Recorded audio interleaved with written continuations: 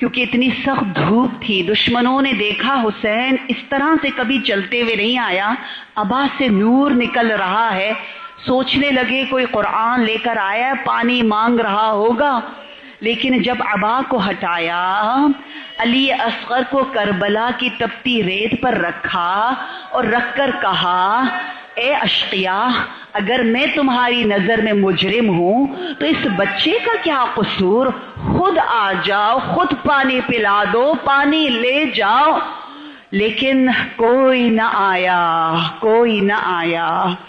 ہاں اتنا ضرور ہوا کہ دشمنوں نے آپس میں یہ کہنا شروع کر دیا، حسین سچ تو کہہ رہا ہے، آؤ عمر سعد سے کہتے ہیں پانی دے دے۔ ایک گروہ نے کہا ہم عمر سعد کو مار دیتے، یہ کتنا ظالم ہے۔ یہ سننا تھا۔ عمر سعد نے حرملہ کی طرف اشارہ کیا، اے حرملہ اقطع کلام الحسین، حرملہ حسین کے کلام کو ختم کر دو۔ پوچھا کیسے؟ کہا یہ تیر۔ کہا کون سا تیر؟ کہا یہ تیر یہ تیر تو اونٹوں کو مارنے کے لیے ہوتا ہے، یہ تو 3 پھلوں والا ہے، یہ تیر تو میں نے زہر میں سلایا تھا۔ کہا اسی تیر سے اجرکم عند اللہ۔ اے اہل عزا، لکھا ہے کہ جب مختار نے حرملہ کو پکڑا تو پوچھا تو نے کیا کیا؟ تو بڑا سنگ دل تھا، کب تیرا دل نرم ہوا؟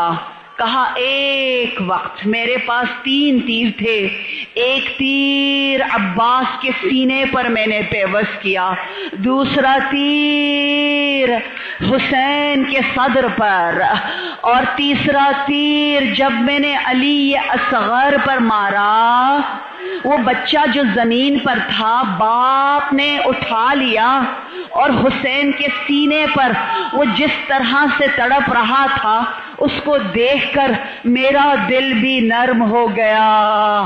اے عزادارو، خدا آپ کے بچوں کو سلامت رکھے۔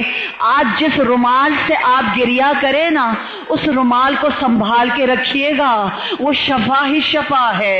علی اصغر باب المراد ہے۔ بڑے بڑے عرفاء مراد لینے کے لیے نظر کرتے ہیں کہ اگر حاجت مل گئی تو علی اصغر کے مصائب پڑھیں گے۔ میں نے بھی وصیت کی ہے، میرے پاس ایک کپڑا ہوتا ہے جب بھی میں مجلس پڑھتی ہوں کہ اسے میرے ساتھ دفن کرے، جہاں جہاں درد ہو